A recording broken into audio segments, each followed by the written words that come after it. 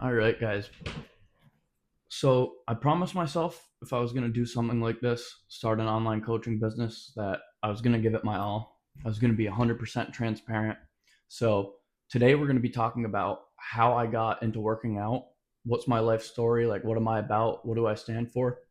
So, and for me, it's not super easy to get into my feelings because I'm one of those people who, you know, if you have something going on in your life, keep it to yourself. You're a man, you're supposed to do that. Um, which is what I thought for a long time, and it's something that negatively affected me doing that. Um, so opening up like this is not me to. It's not a way for you guys to be like, "Oh man, poor Josh, poor Josh." It's a way for you guys to connect and understand that you're not the only one that goes through things, and um, more of a way to connect with me.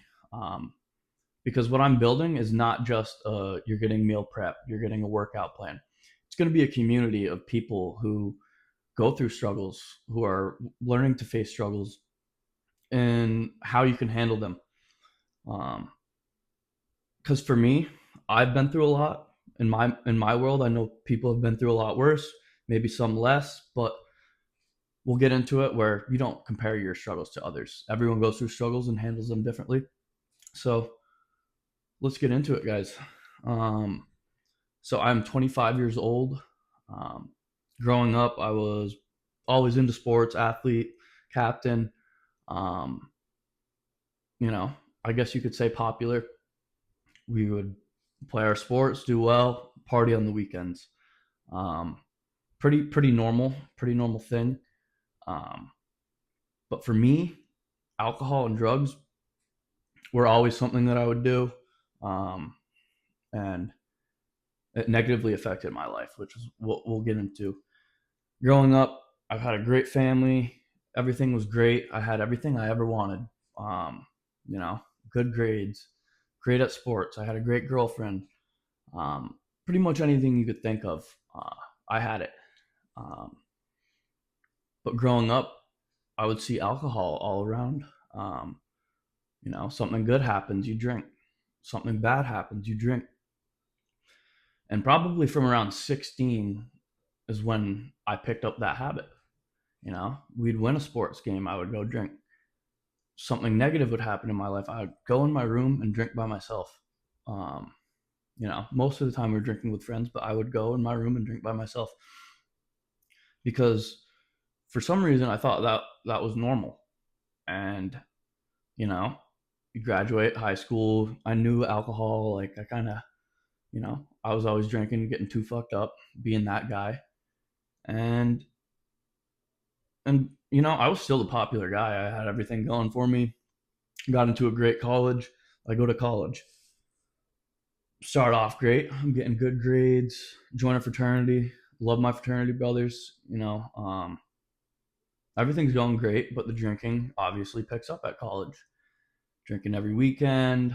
Um, and I mean, I'm hopping all over the place, but basically in college, I would get my shit done. You know, I'm getting good grades. I'm killing it. I went for electrical engineering. You know, get good grades, celebrate on the weekends. That's kind of how it went. And then that drinking slowly progresses and gets worse and worse. And um, my character as a person was just diminishing. I'd get drunk. I'd do stupid shit, say stupid shit that didn't align with my character. And I knew that. I'd wake up the next morning and be like, damn, what the hell did I do last night? I would hear it from other people what I did. And, I'm not going to make it, like, one time I fell asleep outside. I wake up in the hospital. I woke up in the hospital. I'm like, how the fuck did I get here? As I'm walking back, the first thing I do is go get a drink. It's fucking 8 in the morning. So I'd always knew I had an issue, and I mean, I had started to do the 75 hard. Um, I had tried to do that multiple times. I could only get to the 30-day mark, and I'd make an excuse. I'd be like, you know what, I can drink again.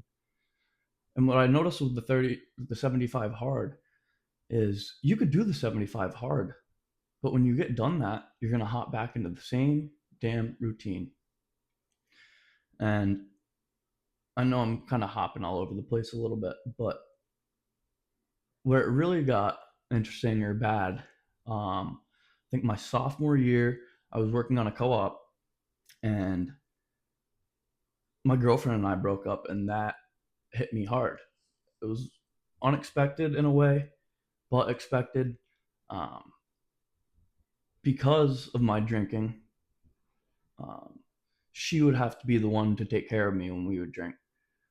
She didn't feel protected, and that hit me hard.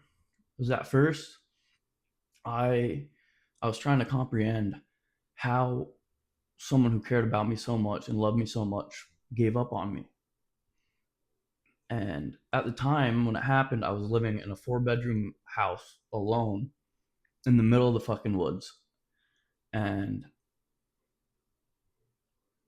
I didn't know what the fuck to do. Um, it hit hard, and um, I wanted to blame everybody else at that point.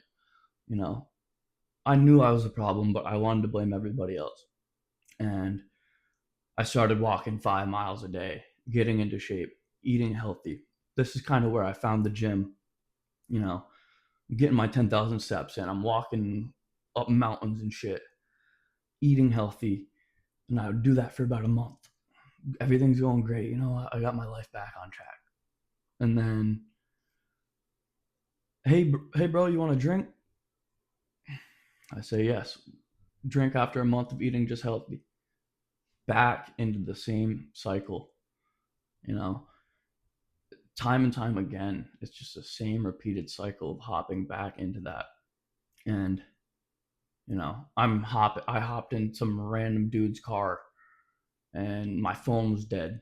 I thought I was about to get kidnapped. Just things like that happen. And the drinking continued. I tried to do the 75 hard again here and there. I'd get 30 days, but it was never enough to, like, you think losing, a 5-year relationship basically to drinking would make me stop. And I wanted to stop so bad, but the power of addiction, the power in my mind that, oh, it's okay, I can drink again. I can do it again. Like, I'll be okay to have one drink. But no, because for me, one drink always turns into 100 drinks and more. And it's so unhealthy. It's so unhealthy. And I'm not telling you guys to not drink. I'm telling you my story and how negative alcohol has been in my life. I've seen it break up relationships. I've seen it break up friendships. I've seen it almost kill my two best friends. And it's done a lot more damage than good in my life. And it's taken me 25 years to realize that. Um,